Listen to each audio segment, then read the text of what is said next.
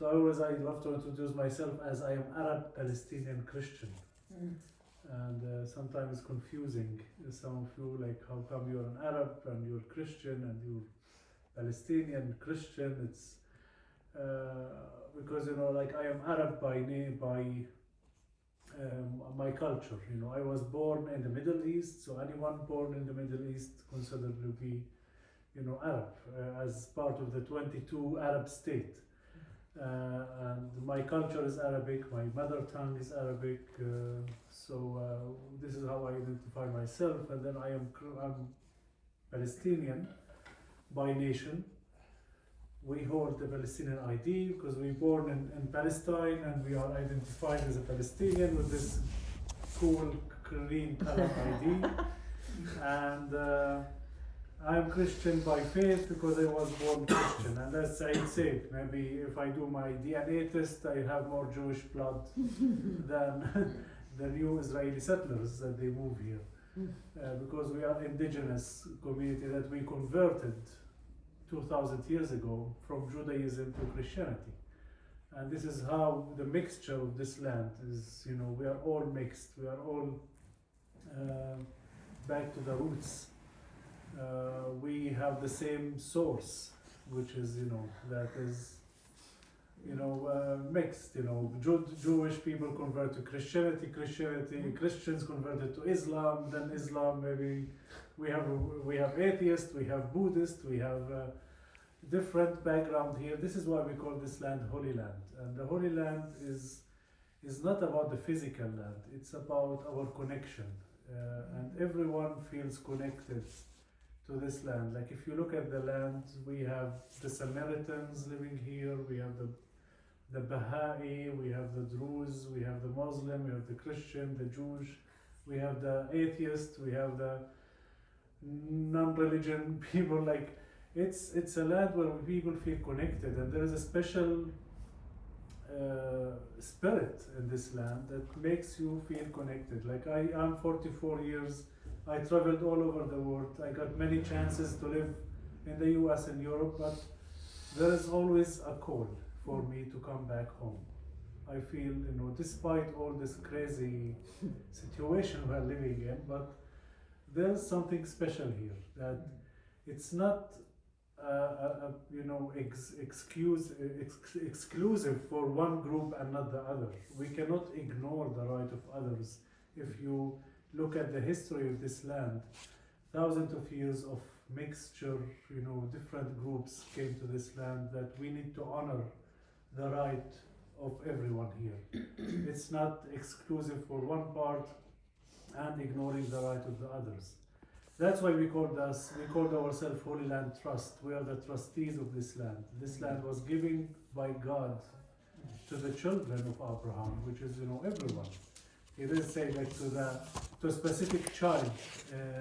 It's for the children of Abraham, and it's a model. It's an example for how human beings should live, like to accept the diversity of our human being. So when I was, I was born here in the little town called Beit Sahur in the valley, to a Christian family that we were, my family kind of religious family, going to the church every Sunday, reading the Bible, praying. And as a child, I used to go there every Sunday. And I was born in the time when we were all living under what is called the Israeli military occupation. In 1980s, before the peace agreement, the Israeli military used to control the West Bank, and all the Palestinians living in the West Bank used to have an orange color ID. And this orange color ID classifies you as a Palestinian living in the West Bank. The Israeli used to have a blue color ID. The Palestinian in the West Bank, we used to pay tax for the Israeli military, and all our system was controlled by the Israeli military, like our education system, our health system, even, like we were not allowed to have a telephone line in our neighborhood because it's for the security of Israel. It's not allowed for Palestinians to even communicate with each other. So this is where the situation I grew up witnessing a lot of Israeli military in my town, and like in the same time, seeing the Israeli military, Israeli soldiers speaking in Hebrew and wearing a kippah and wearing a Star of David, and those who are the Jewish people. Like for me, as a child, I used to hear like those are the Jew, the enemy. Going to the church at the same time, opening the Bible, my favorite book is the Psalm. God bless those who bless Israel. And God, that was, like a big conflict within myself. Like God is ordering me to pray for Israel. God is ordering me to love the Jewish, and this land was given to the Jewish people, and this land is, and for me as a Palestinian Christian, like in a place where living under the Israeli Jewish military occupation, like it was a big question mark, like who's this God? Like that is ordering me to love my enemy. How can I love my enemy? And that's the big question for me that I was asking all my life. And in my town, the people started what is called the civil disobedience. In the first Intifada, 1987, the Palestinians started their first Intifada, which is the first uprising against the Israeli military, calling to end the Israeli military occupation and for equal rights. And that was the civil disobedience, where the Palestinians refused to pay tax for the occupier. Because we used to pay the same tax that the Israeli people pay, but without equal rights. And in my town, they decided to burn their IDs, which was orange color in that time. They collected all the IDs, they burned the IDs, and they said no taxation without representation. We need an equal right. And it took 7 years of struggle, and I was a child in that time witnessing all these kind of actions. My father was active, and he had to shut down his carpentry shop, because if you refuse to pay tax, the Israeli military, they come and confiscate everything that you have, all your belongings. They come to your house, they take the furniture, cars, everything. They just empty your house as a punishment, as a collective punishment for those who refuse to pay tax. So my father decided to shut down his carpentry shop in order not to lose it for the Israeli. That's a big, long story short, but this is actually where I grew up. So I grew up, holding a lot of trauma, fear, anger, frustration, like that's as any Palestinian living under the Israeli occupation, no rights and no dignity. Like we feel we are less than the others. And when the peace agreement started, in 1995, it was the first hope that Palestinians finally will get their right. We will have an equal right. We'll have a two-state solution where Palestinians will live side by side with Israelis. We'll have the West Bank, Gaza as an independent Palestinian state, living side by side according to the international law. But unfortunately, what happened after 1995, the facts on the ground was shocking for us, that a new settlement was built in more, double size, that if you look out from our office to the mountain in front of us, that was the first gift we had from Oslo. In 1996, just 1 year after the peace agreement, Israeli government decided to confiscate a huge mountain, which was part of my city, where we used to go every Sunday for a picnic. That was the first land was confiscated by the Israeli military in 1996, and declare it as a military zone. And in 1997 they built this huge settlement called Har Homa. And restrictions of movement. The Israeli military and Israeli government, they replaced the orange color ID with the blue, with the green color ID, labeling all the Palestinians living in the West Bank and Gaza as a Palestinian. We are not allowed to cross from the West Bank to Israel anymore. Before the peace agreement, we used to drive our cars to Jerusalem, Tel Aviv, Sea of Galilee, without any checkpoints. But restrictions of movement became very strict after the peace agreement. And I think you saw this sign, red sign, says you are entering area A, which is a Palestinian area, and it's illegal for Israeli to be here. So if you look at the peace agreement, dividing the land into A, B, and C, restrictions of movement, border control, Palestinians are not allowed to control any border. If you want to travel as a Palestinian, we cannot travel from Tel Aviv. We need to go to Jordan, cross the border. If I want to go and pray in Jerusalem, I'm not allowed to do it anymore since the peace agreement. Because I remember when I was a child, taking the bus from Bethlehem to Jerusalem every Sunday, half an hour. You'll be in Jerusalem. You go pray in the church. We do our shopping and come back. But after the peace agreement, they issued a law that Palestinians are not allowed to go to Jerusalem unless you have an Israeli military permit. And to get an Israeli military permit, it's not an easy thing. You need to have one of the three conditions or requirement.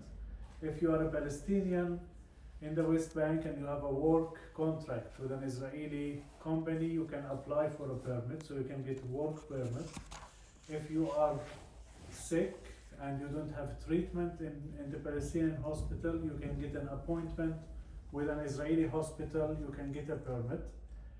Or if you are a Christian, we can give you a permit for twice a year, once during Christmas and once during Easter, for almost 2 weeks each holiday. And if you are a Muslim, you can get it through the holy month of Ramadan. So for religious purposes. So these are the three ways we can get permit. Other than that, Saeed has relatives in Jerusalem. It's not a reason to apply for a permit to visit relatives. So these kind of facts on the ground that was created in 1995 led the Palestinians to question the peace process.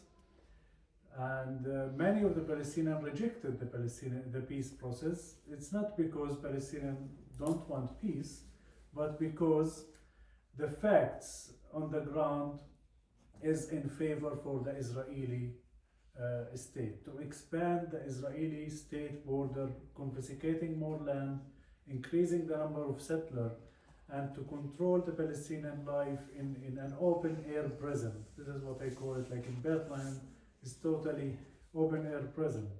And that's actually the time when Holy Land Trust was founded just 3 years after the peace agreement, to answer the question, what is the main causes of violence? And what is the root of the conflict in Israel and Palestine? If our leaders failed, and they already failed in bringing peace, because the peace agreement was creating, as I always say, it was creating pieces on the ground by creating, piece A, C, and B, and separating the Israeli and Palestinian from each other. There is no way for Israeli and Palestinian to meet anymore, because it's according to the Israeli law, Israeli are not allowed to come. According to the Israeli law, we are not allowed to go to Jerusalem or Israel and meet. So they were feeding the fear among two communities that it's dangerous to meet. And do not meet, do not talk. And the only way for Palestinians to know the Israeli or to know the Jewish people is through the checkpoints that we see the Israeli soldiers carrying guns. This is how we grow up in, having the image about the Jewish people and the Israeli. Only military, soldiers, and so there was no space for us to meet.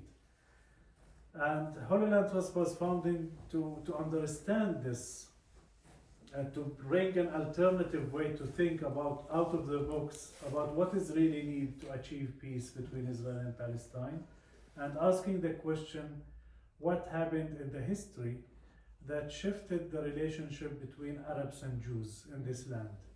Before 1948, Jews and Arabs used to live and share the land and the neighbor. Like in Jerusalem, Bethlehem, as Said said, we used to have families, Jewish families, in Egypt, living. in Syria, everywhere. Yeah, like Egypt, Syria, like all the Arab countries, we used to have Jewish families living among the Arabs. But something happened in the history that shifted this relationship from friendship to enemy. And this is why Holy Land Trust bring to and address and highlight the importance of the trauma that Arabs and Jews are traumatized, and they carry a lot of trauma. Trauma motivate fear, and fear motivate violence and hate and lack of trust. And this is actually what our leaders failed to address, like to fulfill the needs of the local community.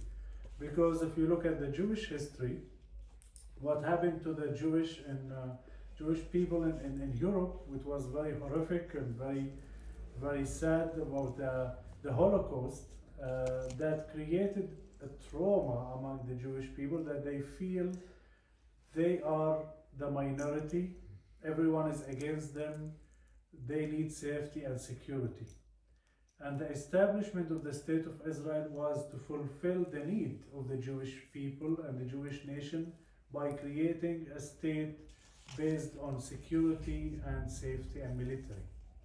That's why security is an important for Israel to protect the Jewish nation and never again.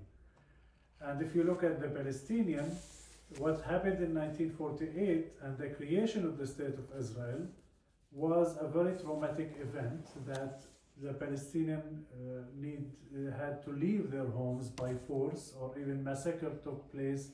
700,000 Palestinians forced to leave their villages and became refugees. That's created a new trauma that we feel that there's an external threat coming to take our land, our security, our safety, and our future.